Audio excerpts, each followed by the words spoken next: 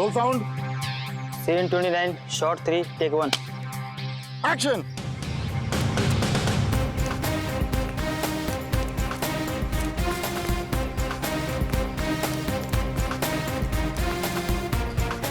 अगर इन लोगों ने मुझे पकड़ लिया तो मुझे जिंदा नहीं छोड़ेंगे। मुझे कैसे भी पुलिस को फोन कर इस ड्रग डील के बारे में इन्फॉर्म करना चाहिए। कहाँ जाऊं? हाँ हाँ, फोन बूथ।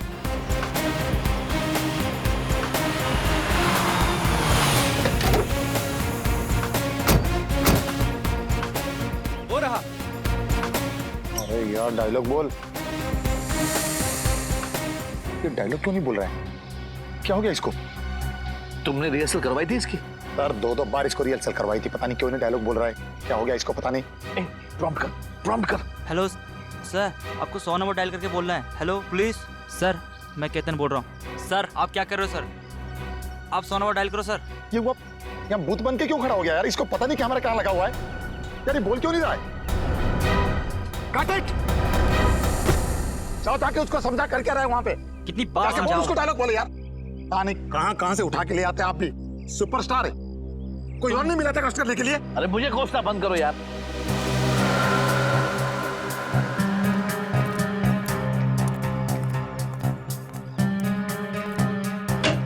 सर आप डायलॉग बोल क्यों नहीं रहे हो सर? सर सर क्या हुआ सर? सर ओ सर सर अरे क्या हो गया इनको? लगता है बेहोश हो गए। देखो, अरे कोई डॉक्टर को बुलाओ। क्या हो गया इसे? अरे होश में लाओ इसे। अरे कोई पानी तो दो इसे। अरे इसे होश में लाओ। मेरे करोड़ों रुपए लगे फिल्म में, मैं लूट जाऊंगा, बर्बाद हो जाऊंगा। इसे होश में लाओ। सर उठिए सर। क्या हुआ सर? एक काम करो, डॉक्टर को फोन करो। कोई डॉक्टर को फोन करो। सर रौनक सर तो मर चुके सर। क्या? हाँ सर। ऐसे कैसे मर गया? अरे बल टेलीफोन बूथ में कोई मर सकता है क्या? अभी तो अच्छा खासा डायलॉग बोल रहा था ये। मुझे लगता है जरूर इसको किसी ने मारा होगा। अभी सीआईडी को फोन करता हूँ। Hello CID.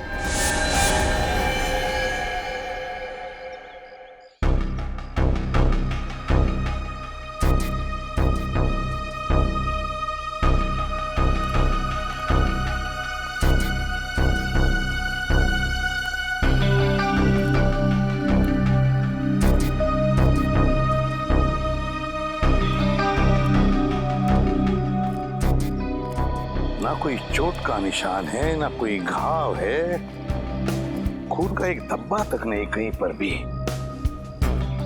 फिर भी इसकी मौत हो गई। कैसे?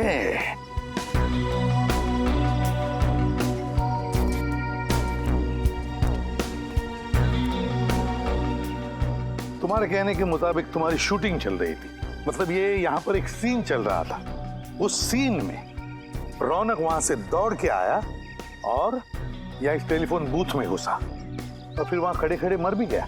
हाँ सर, मेरे बार डायलॉग प्रॉम्प्ट करने के बाद भी वहाँ से कोई रिस्पांस नहीं आ रहा था सर। फिर मैंने टेलीफोन बूथ का दरवाजा खोला सर, फिर वो मेरे ऊपर ही आकर गिर पड़े। एक बात बताओ, जब रौनक वहां से दौड़ते आया इस फोन बूथ में जाने के लिए, तब आप में से किसी को भी ऐसे लगा कि शायद रौनक को कुछ लगा हो या फिर किसी ने कुछ मारा हो जिसकी वजह से उसकी मौत हो गई इधर फोन बूथ में? नहीं सर, किसी ने उस पर कोई वार नहीं किया। क्या फोन बूथ के अंदर कुछ था जिसे हमारे आने से पहले आपने मिटा दिया हो? नहीं सर, किसी ने किसी भी चीज को हाथ नहीं लगाया। बड़ी अजीब बात है, किसी ने किसी भी चीज को हाथ नहीं लगाया, ना रौनक के साथ यहाँ पर कुछ भी हुआ, फिर भी उसकी मौत हो गई। कैसे? सर ये मरा नहीं है, जरूर इसे किसी ने मारा। वैसे आप कौन हैं? सर मैं इस फिल्म का प्रोड्यूसर हूँ। अच्छा, तो इस फिल्म के प्रोड्यूसर आप हैं और आप डायरेक्टर हैं। क्यों ये प्रोड्यूसर साहब ऐसा क्यों कह रहे हैं कि रौनक की मौत नहीं, उसे किसी ने मार डाला? सर मुझे कुछ नहीं पता सर मैं तो वहां बैठा अपना शॉट ले रहा था। रौनक जी अचानक से दौड़ते हुए और खड़े खड़े उनकी मौत हो गई।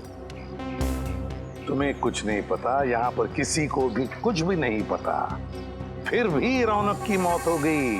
सर, हमने सुना है कि मिस्टर रौनक की हत्या हुई। आप लोग अंदर कैसे आ गए? सर हमने सुना है इस फिल्म के लिए आपने करोड़ों रुपए का फाइनेंस लिया था। अगर रौनक जी की फिल्म रिलीज नहीं हुई तो क्या आपका दिवाला निकल जाएगा? ये किस तरह के सवाल कर रहे हैं आप लोग? और आप लोग अंदर आए कैसे? सिक्योरिटी इन्हें अंदर कैसे आने दिया? सर आप बताइए कि... सर देखिए, तहकीकात जारी है, जैसे कुछ मिल जाएगा हम आपको इन्फॉर्म कर देंगे। तब तक हमें जरा अपना काम करने दीजिए। Thank you very much. आप पंकज, कुछ मिला? नहीं सर, बूथ में कोई भी निशान या सबूत नहीं है। हाँ सर, सब कुछ ठीक ठाक है सर। लाश को फोरेंसिक लैब भेज दो। सर आप मेरा विश्वास कीजिए, इसे मारा गया है, इसका खून हुआ है। वो तो हम पता लगा ही लेंगे कि रौनक का खून हुआ है या नहीं। और अगर खून हुआ है तो ये भी पता लगा लेंगे कि रौनक का खून किया किसने है। समझे आप?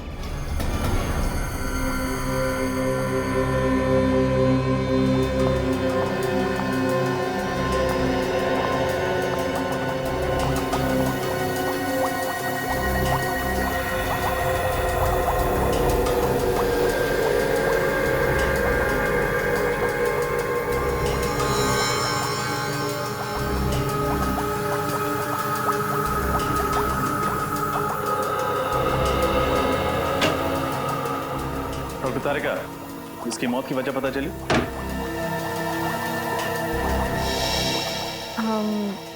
इसकी मौत दिल के दौरे की वजह से हुई है क्या?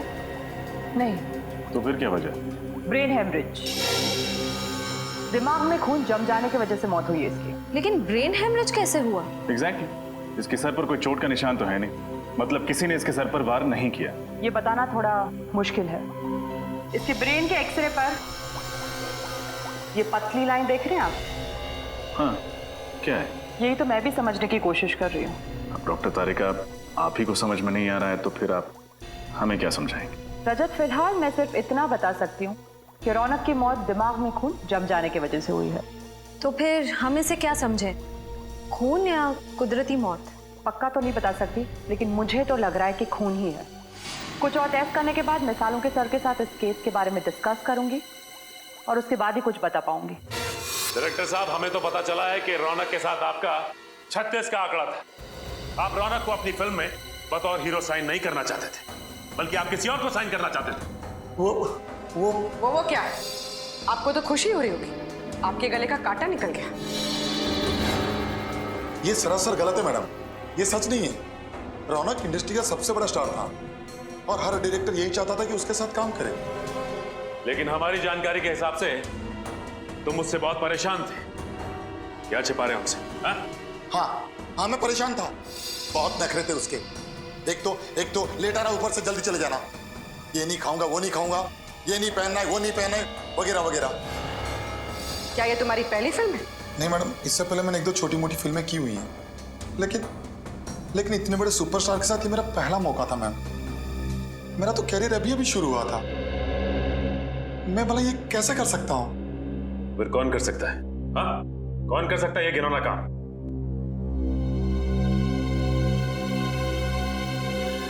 संकेत, ये क्या बकवास कर रहे हो तुम? कहीं पागल तो नहीं हो गए? मैं पागल नहीं हूँ सर, आप इनसे खुद ही पूछ लीजिए। उस दिन ये किसी बात को लेकर मेकअप रूम में रौनक से झगड़ रहे थे। क्या इनका और रौनक का झगड़ा हुआ था आपस में? जी सर। तुम्हारा दिमाग खराब तो नहीं हो गया? जो मन में आए वो बगे चले जा रहे हो। देखिए सर, मेरे और रौनक के संबंध बहुत अच्छे थे, बल्कि मेरे पिताजी ने रौनक के पिताजी के साथ काम भी किया था। मैंने रौनक को खुद इस पिक्चर के लिए साइन किया था, क्योंकि मैं ये बात जानता था कि रौनक अगर ये फिल्म करेगा तो मेरी फिल्म सुपरहिट हो जाएगी। वो मुझे टाइम नहीं दे रहा था, और उस दिन तो ये क्या रौनक, डेट्स नहीं है, टाइम नहीं है, तुम मेरे साथ ऐसे कैसे कर सकते हो?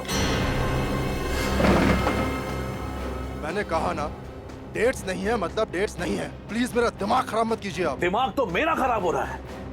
रौनक, तुम इतने अनप्रोफेशनल कैसे हो सकते हो? याद है तुमने एग्रीमेंट साइन किया मेरे साथ। देखो, मैं सिर्फ फिल्म में एक्टिंग के पैसे लेता हूँ। ये टीवी के रियलिटी शोज में जा जाकर फिल्म को प्रमोट करने का वक्त नहीं है मेरे पास, समझे आप? इसका मतलब यह है कि तुम प्यार से नहीं मानोगे। ओह, तो तुम मुझे सुपरस्टार रौनक को धमकी दे रहे हो, हाँ? तुम कर क्या लोगे मेरा? अगर मुझे गुस्सा आया ना तो तुम्हारी ये जो फिल्म है ना, इसे बीच में ही छोड़ के चला जाऊंगा। रास्ते पे आ जाओगे, समझे? मैं रास्ते पर आ जाऊंगा। मैं चुटकी भर में तुम्हें बर्बाद कर सकता हूँ रौनक, चुटकी भर में।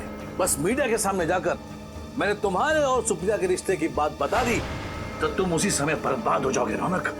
रास्ते पे मैं नहीं, तुम आओगे, तुम। सुप्रिया? सुप्रिया के बारे में आप क्या जानते हैं? सब कुछ जानता हूं मैं रौनक। तुम्हारे और सुप्रिया का राज सब पता है मुझे। बस मीडिया के सामने जाकर मुंह खोलने की देरी है। संकेत जी, आपस के झगड़े में आप सुप्रिया को बीच में क्यों ला रहे हैं? प्लीज आप मीडिया से कुछ मत बोलिएगा। आप जो कहेंगे मैं करूंगा। आपकी फिल्म को प्रमोट करूंगा, कुमार जी का साइनिंग अमाउंट भी वापस कर दूंगा। बट प्लीज इस राज को राज ही रखिएगा। और इस ब्लैकमेल से रौनक जी डर गए। जी, उसके तो पसीने छूट गए थे। वो मुझे मुंह मांगी डेट्स देने के लिए तैयार हो गया था, पूरी तरह से कोऑपरेट करने के लिए तैयार हो गया था। अब आप ही बताइए सर कि मैं अपने ही हीरो का खून क्यों करवाऊंगा? और ये औरत सुप्रिया कौन है जिसका नाम सुनते ही रौनक इतना घबरा गया था? इन दोनों का क्या संबंध है आपस में? सर क्या संबंध था ये तो मैं नहीं जानता। एक दिन रौनक मेरे साथ ऑफिस में बैठा हुआ था, फिल्म्स के डायलॉग का नरेशन चल रहा था कि अचानक ये औरत जबरदस्ती मेरे ऑफिस में घुस आई। वो रौनक से मिलने की जिद करने लगी। वो बहुत गुस्से में थी, चिल्लाने लगी, मेरे ऑफिस में तमाशा खड़ा करने लगी। फिर उसे देखते ही रौनक का चेहरा सूख गया। वो उसके सामने कुछ बोल ही नहीं पा रहा था। फिर उसके साथ अकेले में बात करने के लिए रौनक उसे खींचकर दूसरे कैबिन में ले गया। मतलब आपने उन दोनों की बातें नहीं सुनी? जी नहीं, पर मैं ये समझ गया कि रौनक कोई बहुत बड़ा राज छुपा रहा है। इसलिए मैंने उसे झूठ मूठ कह दिया कि मैंने दरवाजे के बाहर उसकी सारी बातें सुन ली हैं और मुझे उसके राज का पता चल चुका है। तो ये बात है। आपके पास इस सुप्रिया का एड्रेस तो होगा ना? जी है।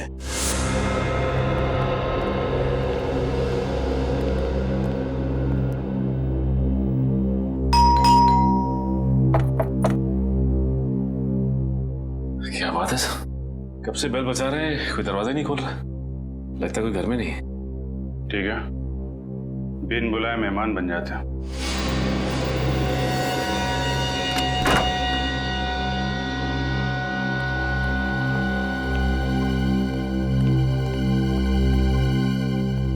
अच्छी तरीके से घर चेक करते हैं, देखो कुछ मिलता है क्या।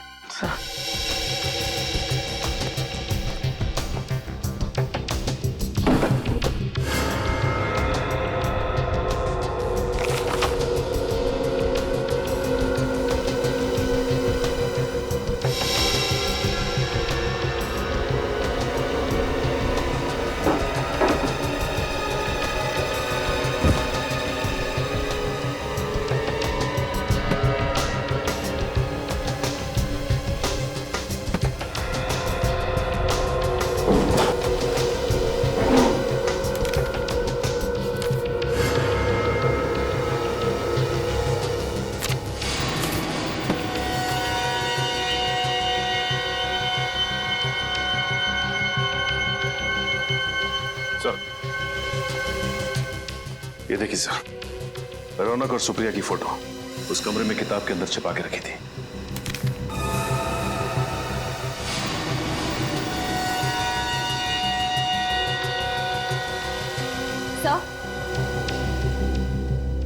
सही है, देखिए।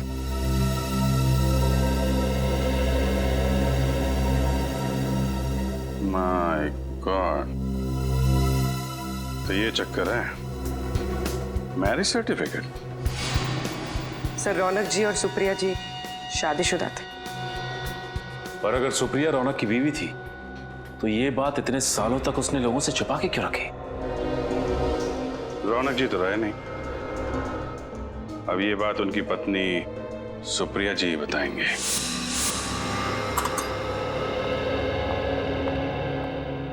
मैम। यस प्रिया। कान की स्किन मैंने चेक की है, वहाँ कहीं मुझे गन पाउडर नहीं दिखा। ओके।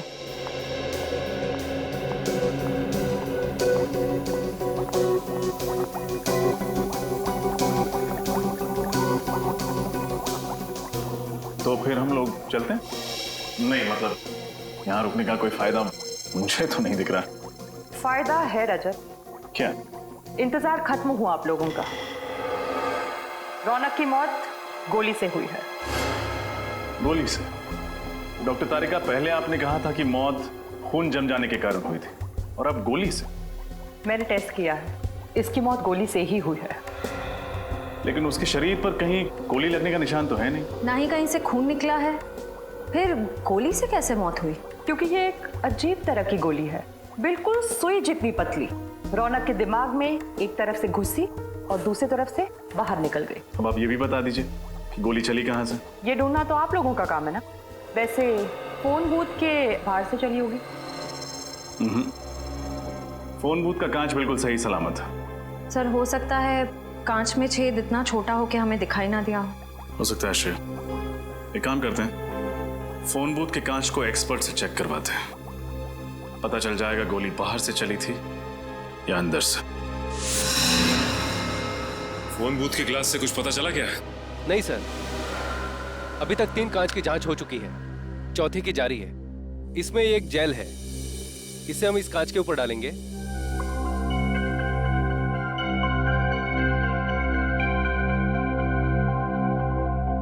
इस कांच पर फैलाने के बाद इसे एक सूखे कपड़े से पोंछ देंगे।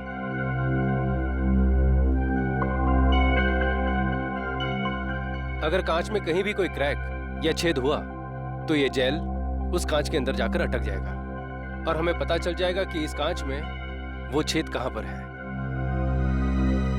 सर, हमने टेलीफोन बूथ को अच्छी तरह से चेक किया था, अंदर कोई सुराग नहीं था।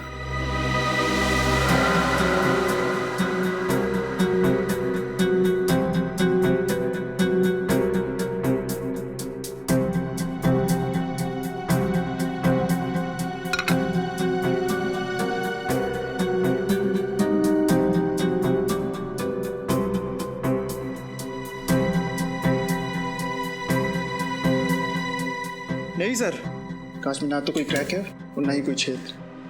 कमाल है, ये कैसे हो सकता है? बाहर से कोई भी हथियार बूथ के अंदर आया ही नहीं, फिर ये खून हुआ तो हुआ कैसे?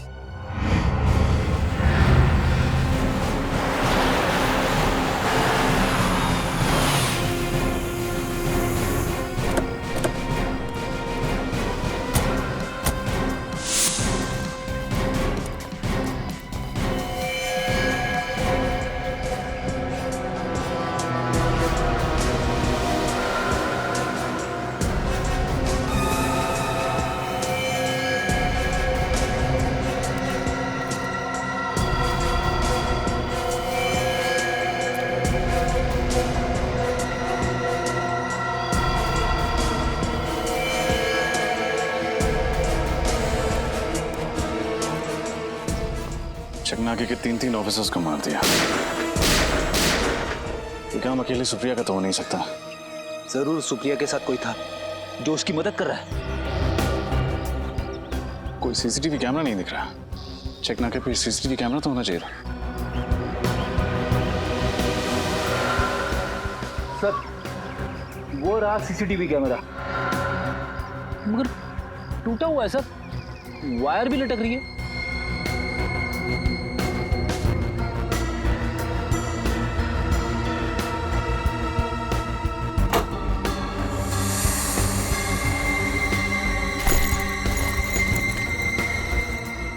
लेडीज बैग, शायद सुप्रिया की होगी।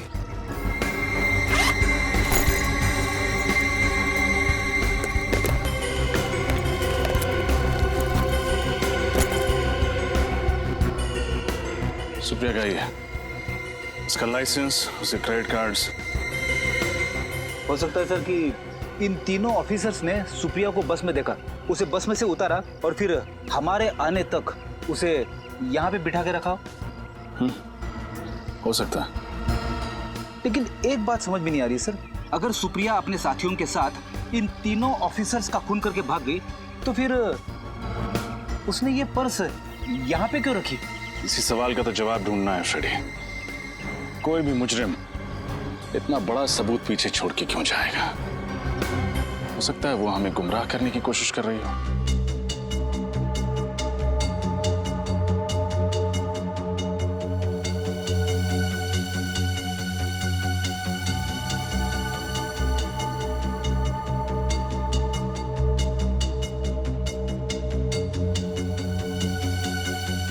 तारिका, वो सुई जैसी गोली रौनक के एक कान में घुसी और दूसरे कान से निकली, और निकली बड़ी तेजी से। जाहिर सी बात है वार दूर से ही हुआ होगा। एक मिनट, नहीं रजत, वार दूर से नहीं हुआ। तो फिर कहां से हुआ? एकदम नजदीक से, फोन बूथ के अंदर से। लेकिन डॉक्टर तारिका, हमने पूरा फोन बूथ चेक किया था, कांच भी सही सलामत थे। फिर कहीं वो गोली इस फोन के रिसीवर से तो नहीं निकली थी? नहीं श्रेया, रिसीवर से गोली नहीं निकली थी, क्योंकि रौनक को दाएं कान में से गोली घुसी और बाएं कान से गोली निकली, और उसने रिसीवर अपने बाएं कान में पकड़ के रखा था। यानी जो कुछ भी था जिसमें से वो गोली निकली थी वो दाएं कान के करीब था। हाँ, हमें फिर से उसी जगह जाना पड़ेगा जहां पे रौनक की लाश मिली थी।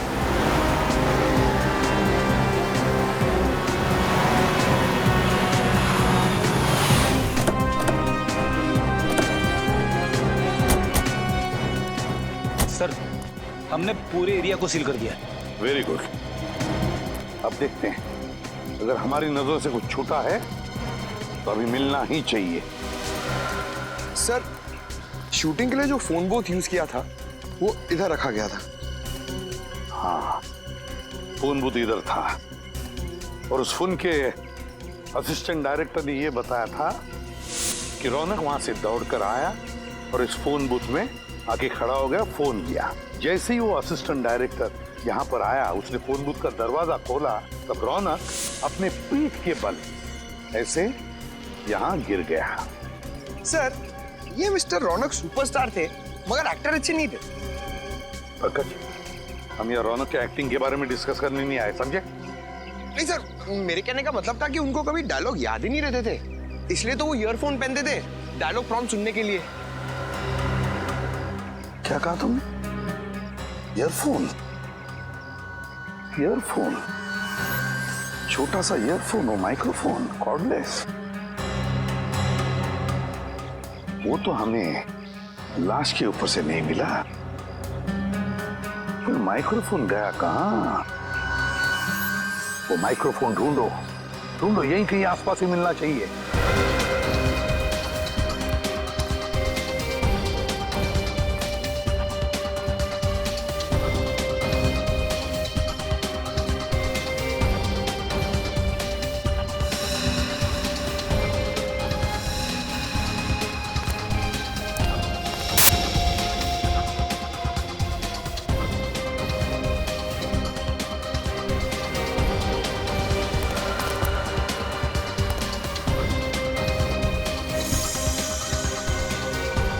सर,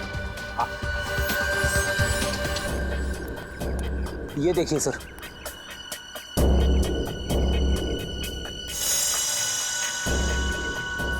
यही तो है वो माइक्रोफोन, यही है। उठाओ इसे, संभल के, ध्यान से।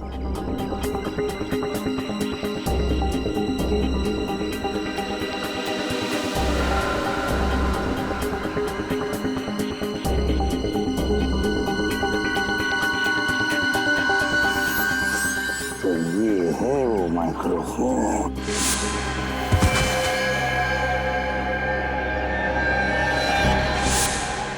देखो कितना छोटा सा माइक्रोफोन है, कितना छोटा सा। लगता है कुछ गड़बड़ है इस माइक्रोफोन में। जरा मैग्नीफाइंग ग्लास देना तो।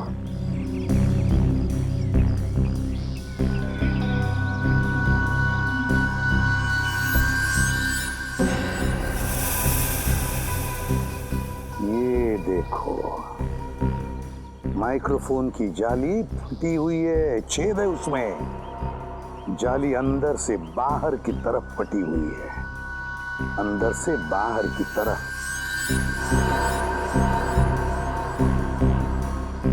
अंदर से बाहर की तरफ फटी हुई है, इसका मतलब है इस माइक्रोफोन के अंदर कोई ऐसी चीज फिट की गई थी जो बड़े जोर से अंदर से बाहर की तरफ आई।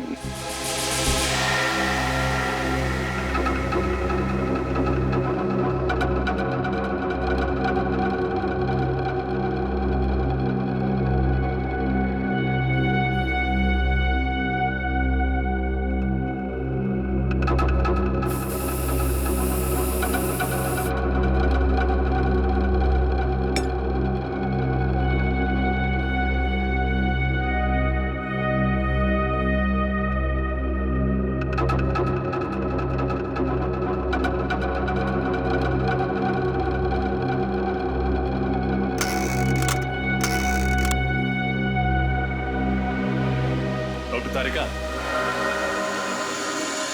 ऐसे ही चक्कर लगवाती रहेंगी या कुछ बताएंगी भी? मैं तो पूरी कोशिश कर रही हूँ कि आप लोग जल्द से जल्द खूनी तक पहुंचे।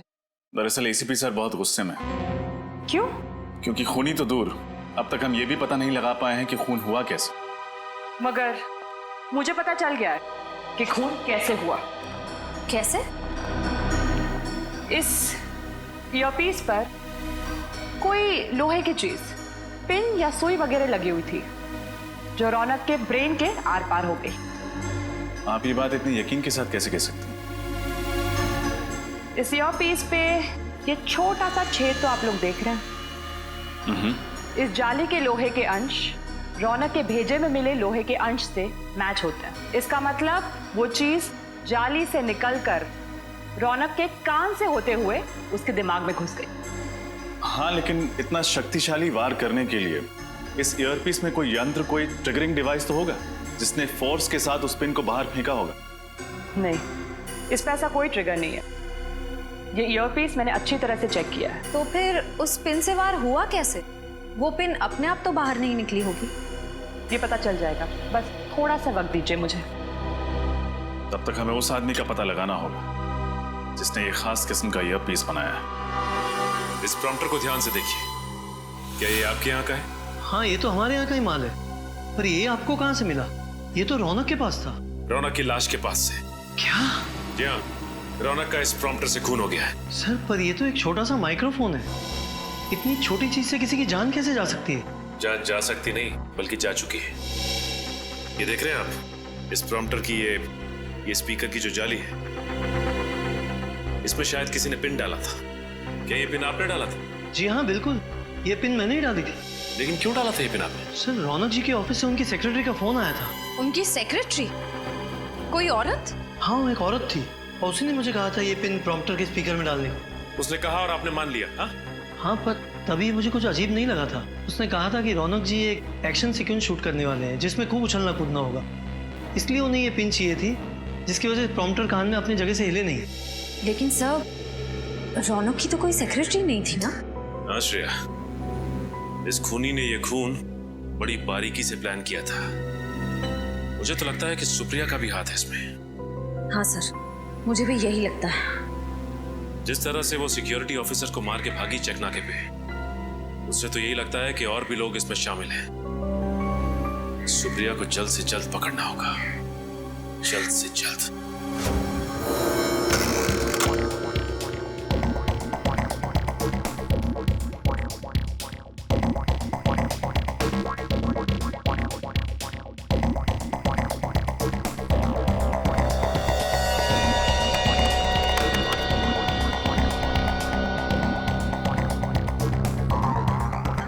डॉक्टर तारिका, उस ईयरपीस में कोई यंत्र था या नहीं, कुछ पता चला? नहीं श्रेया, यंत्र ईयरपीस में नहीं बल्कि फोन के रिसीवर में था। फोन के रिसीवर में? लेकिन आपने तो कहा था कि सुई दाएं कान से घुसकर बाएं कान से बाहर निकली और रौनक ने फोन का रिसीवर बाएं कान पे पकड़ा था, तो फिर यंत्र फोन के रिसीवर में कहां से आया? दरअसल सुई ईयरपीस से बाहर फेंकी नहीं बल्कि फोन के रिसीवर से खींची गई थी। खींची गई थी? मतलब? आइए मैं दिखाती हूँ।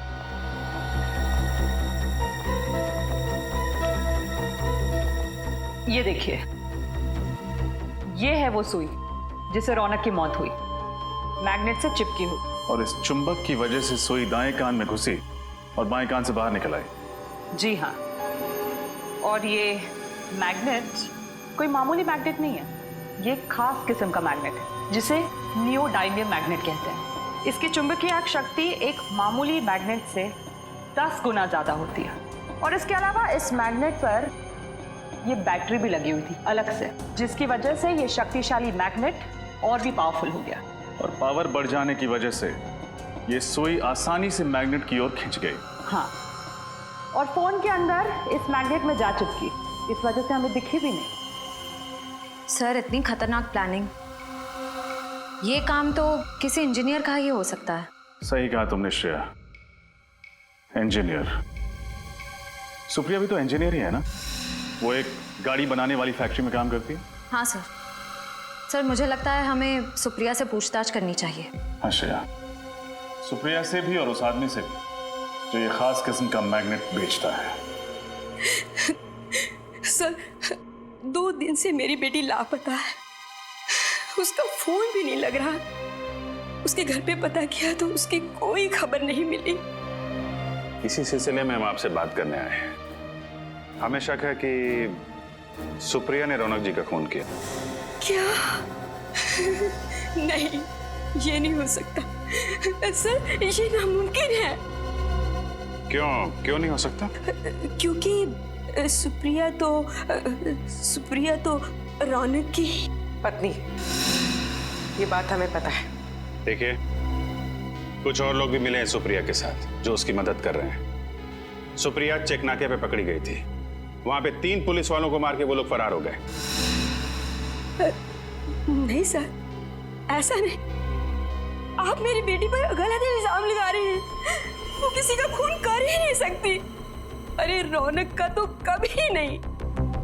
वो दोनों तो एक दूसरे से इतना प्यार करते थे, कॉलेज में दोनों इकट्ठे पढ़ते थे सर, और पढ़ाई खत्म होने के बाद दोनों ने शादी कर ली।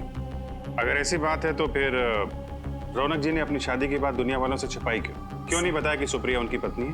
क्योंकि सर उसे ऐसा लगता था कि एक शादीशुदा लड़का सुपरस्टार नहीं बन सकता, और इसलिए उसने अपनी और सुप्रिया की शादी सबसे छुपाई। सुप्रिया को भी कोई शिकायत नहीं थी। और 2 साल पहले। क्या हुआ 2 साल पहले?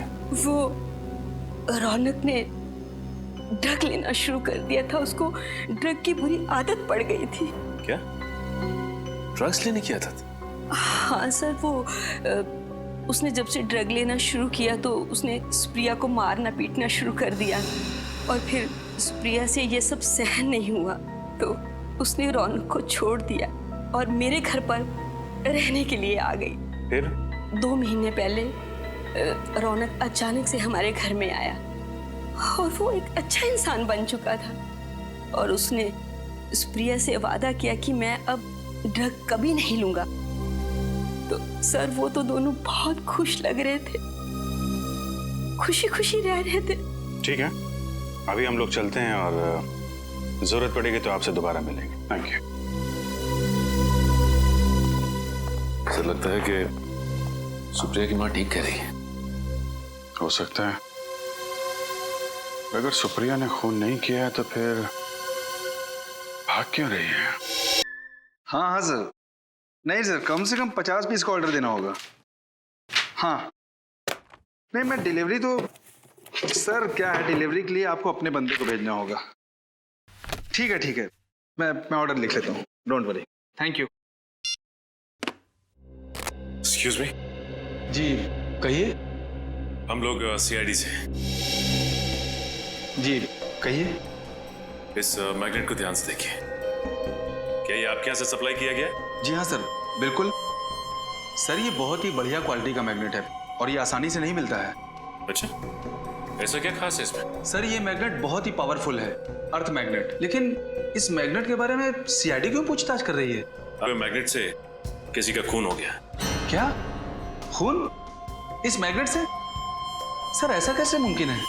देखिए ये तो मुमकिन है, लेकिन आप फिलहाल ये बताइए कि ये मैग्नेट आपने किसको सप्लाई किया था? सर 2 दिन पहले एक आदमी का फोन आया था, वो इसी साइज का मैग्नेट चाहता था। सर पहले तो मैंने उसे मना कर दिया था। क्यों? क्योंकि वो एक ही मैग्नेट खरीदना चाहता था और मैं तो होलसेलर हूँ सर। फिर क्या मैम, लगता है उसे इस छोटे साइज के मैग्नेट की सख्त जरूरत थी। वो 50 पीस का ऑर्डर देने के लिए रेडी हो गया। फिर मुझे क्या था, मैं भी मान गया।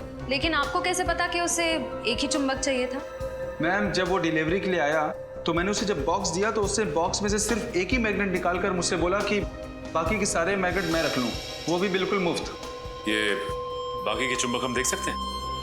नहीं सर, वो क्या है कि जगह छोटी है ना, तो मैं स्टॉक ज्यादा रखता नहीं हूँ। ठीक है, उसका नाम बता लो। सर नाम पता भी नहीं है। उसका चेहरा तो देखा था तुमने, स्केच बनवा सकते हो? नहीं सर, उसका चेहरा मुझे याद नहीं है। तुम्हें उसने फोन किया था ना, फोन नंबर है तुम्हारे पास या वो भी नहीं है? जी, उसने लैंडलाइन पे फोन किया था सर। अच्छा, कितने बजे फोन किया था उसने? शाम को 6 से 7 के बीच। 6 से 7 के बीच?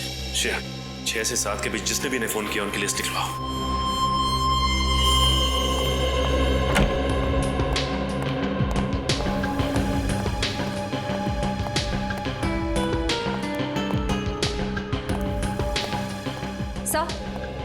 सर मैंने उस मैग्नेट सप्लायर के सारे कॉल रिकॉर्ड्स चेक किए। इस सीडी में वो सारे नंबर्स हैं जिनसे उस मैग्नेट सप्लायर को उस शाम कॉल्स किए गए थे। That's really good. अब खूनी का आसानी से पता चल जाएगा। एक काम करो श्रेया, इस सीडी को सिस्टम में रन करके देखो कोई नंबर ऐसे हैं जो इस केस से जुड़े हैं। सर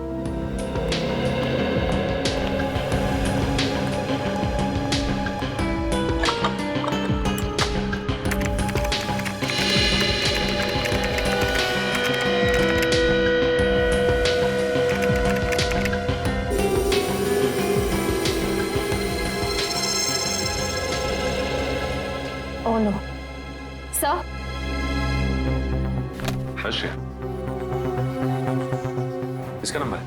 सर उस शाम 6 से 7 के बीच इस लैंडलाइन नंबर से कॉल किया गया था और ये नंबर उस ऑटोमोबाइल कंपनी के नाम रजिस्टर्ड है जिसमें सुप्रिया काम करती है। ये क्या चक्कर है? मगर सुप्रिया की माँ को तो पूरा यकीन है कि सुप्रिया बेकसूर है। हाँ सर, और रौनक की मौत से सुप्रिया को कोई फायदा नहीं होने वाला था। इनफैक्ट 2 महीने पहले दोनों में सुलह भी हो गई थी। शायद ये भी तो हो सकता है कि रौनक की प्रॉपर्टी के लिए सुप्रिया ने उसका खून कर दिया। लेकिन सर रौनक ने अपनी सारी प्रॉपर्टी, सारे इन्वेस्टमेंट सुप्रिया के नाम कर दिए थे। उसके सारे डॉक्यूमेंट्स मुझे सुप्रिया के कमरे से ही मिले थे। कमाल है, अगर सुप्रिया को पहले से ही पता था कि रौनक ने सारी प्रॉपर्टी उसके नाम कर दी है तो फिर वो रौनक क्यों मारेगी? सर यही तो समझ में नहीं आ रहा। एक काम करते हैं श्रेया, इस सुप्रिया के ऑफिस चलते हैं, क्योंकि ये फोन सुप्रिया के ऑफिस के लैंडलाइन से आया था, उसके मोबाइल से नहीं। मतलब बात कुछ और ही है। एक्सक्यूज मी, यहाँ का इंचार्ज कौन है? जी मैं यहाँ का सुपरवाइजर हूँ परेश। क्या बात है सर? देखिए हम लोग सीआईडी से और एक खून की तहकीकात कर रहे हैं। हमें शक है कि आपके एक कर्मचारी सुप्रिया ने खून किया है। सुप्रिया और खूनी? मुझे विश्वास नहीं हो रहा है सर। देखिए आपको विश्वास हो ना हो, लेकिन सुप्रिया ने अपने पति का खून किया है।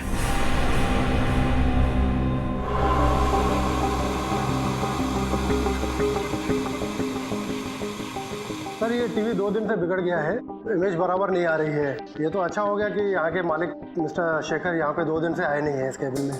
इसका मतलब ये टीवी आपको 2 दिन से प्रॉब्लम दे रहा है? हाँ जी हाँ। श्रेया, मुझे याद है कि बचपन में टीवी के सामने अगर हम चुंबक रखते थे, मेरा मतलब है मैग्नेट, तो इसकी इमेज खराब हो जाती थी, कुछ दिखाई नहीं देता था ठीक से। हाँ सर, कहीं इस टीवी के पास भी तो लगता तो ऐसे ही है।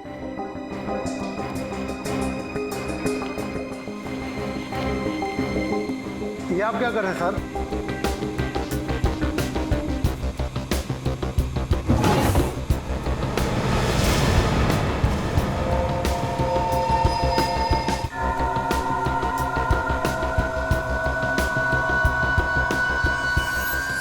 सर, इन मैग्नेट्स की साइज बिल्कुल वैसी ही है जैसी हमें उस फोन के रिसीवर में मिली थी।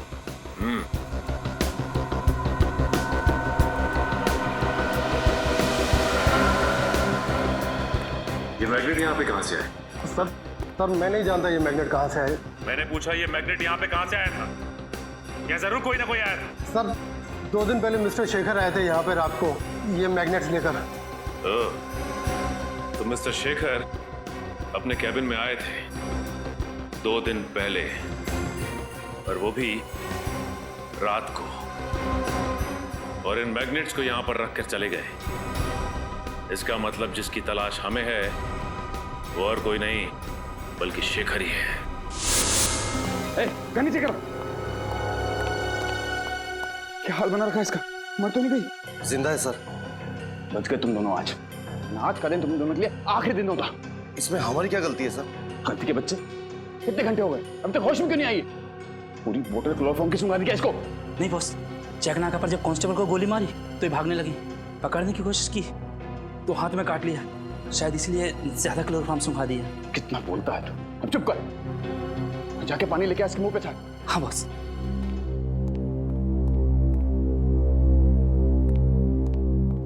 आराम से, प्यार से।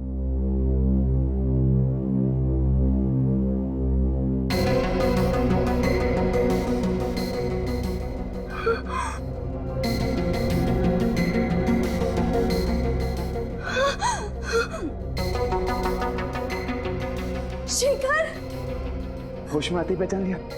सही कहा तुमने, सही मायने में आज पहचाना है तुम्हें। क्या करूं डार्लिंग, मैं मजबूर था। वो कहते हैं ना, प्यार और जंग में सब कुछ जायज है। मुझे माफ करना प्लीज।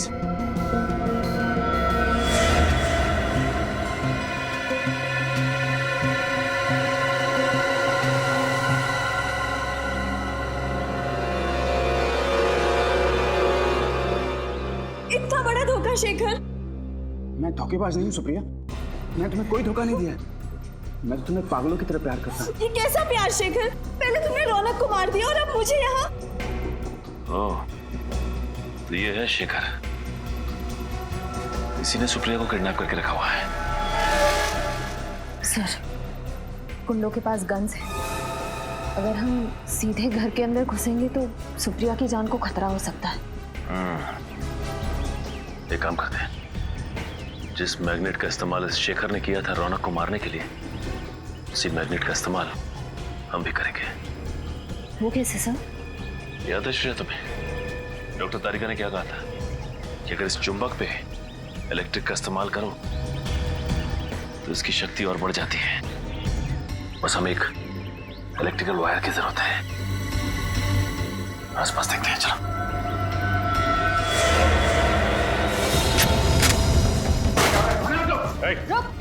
क्या हो रहा है? कौन है आप लोग? सीआईडी।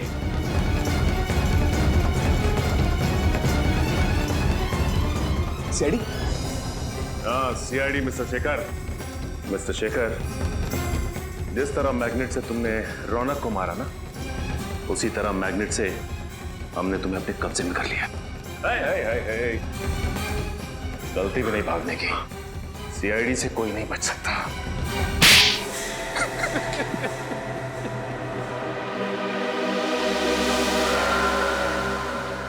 मैं सुप्रिया को पागलों की तरह चाहता था, लेकिन जब उसने मुझसे शादी करने के लिए इनकार कर दिया तो मुझे बहुत गुस्सा है। मगर सुप्रिया तो शादीशुदा थी ना, उसकी रौनक से शादी हो चुकी थी। जानता था मैं सब, मगर सुप्रिया को मैंने 2 साल तक रोते बिलखते देखा था। वो जिंदगी से निराश हो चुकी थी, तब मैंने उसे संभाला था। वो तो अपने ड्रग एडिक्ट पति को तलाक भी देने वाली थी। उसके बाद हम दोनों शादी करने वाले थे, मगर अचानक एक दिन अचानक रौनक ने अपने ड्रग्स लेने की आदत छोड़ दी। वो सुधर गया था और अपनी पत्नी को वापस पाने के लिए वो अपनी शादी का ऐलान करने को भी तैयार हो गया। हाँ, सुप्रिया ने रौनक को माफ कर दिया था और वो उसके पास वापस चली गई। मेरे प्यार और एहसान को भूल चुकी थी वो। मैं बहुत गिड़गिड़ाया, सुप्रिया को पाने की पूरी कोशिश की, लेकिन उसने मुझसे कहा कि वो रौनक से बहुत प्यार करती और वो उसे छोड़कर मेरे पास कभी नहीं आएगी। और इसलिए तुमने रौनक का खून कर दिया। और सुप्रिया से शादी करने की प्लानिंग कर ली। अगर तुम सुप्रिया को चाहते थे, उससे प्यार करते थे, तो रौनक के खून के इल्जाम में उसे फंसाया क्यों तुमने? क्योंकि मुझे लगा कि चेक नाका के ऑफिसर्स के खून के बाद सीआईडी को लगेगा कि असली खूनी सुप्रिया ही है। मैं सुप्रिया को कानून से बचाता और फिर सुप्रिया को भी लगता कि जेल जाने से अच्छा वो मेरे साथ अंडरग्राउंड हो जाए और फिर सारी जिंदगी वो मेरे एहसानों के तले दबी रहती। शर्म आनी चाहिए तुम्हें। सच्चा प्यार वो होता है जिसमें लोग एक दूसरे के लिए बलिदान देते हैं, लेकिन तुमने सुप्रिया को पाने के लिए उसके पति का खून कर दिया। अब कानून इस जुर्म के लिए तुम्हें सिर्फ और सिर्फ फांसी देगा।